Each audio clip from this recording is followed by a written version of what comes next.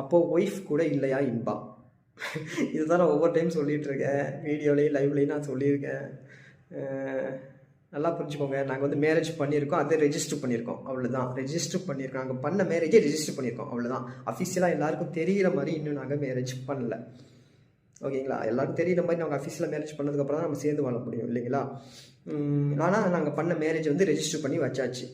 Wife தான், இதுக்கப்புறம் ஒன்றும் பண்ண முடியாது, ஓகேங்களா?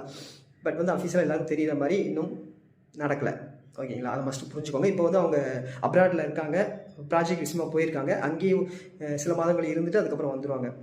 அந்த ப்ராஜெக்ட் முடிஞ்சதுக்கப்புறம் வந்துடுவாங்க.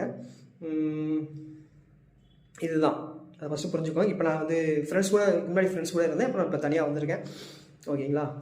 புரிஞ்சுக்கோங்க, அவ்வளோதான். ஒய்ஃப் இப்போ கூட கிடையாது, அவங்க அப்ராடில் இருக்காங்க.